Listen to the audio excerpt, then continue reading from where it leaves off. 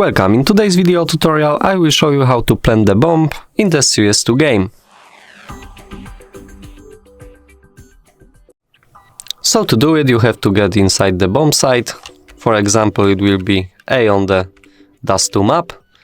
Always the borders of the bomb site will be visible. For example, A side will look like this. You can see it on the minimap and on the ground by textures. We can check the B side. It also has a border, looks like this.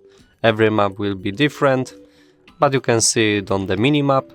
To plant a bomb you have to press a 5 number on the keyboard by default and be in the bomb site, then hold the left click, wait until the bomb will be planted, and now you have 40 seconds until the bomb will explode. So take cover of this bomb, make sure cities won't defuse it, and win a round easily.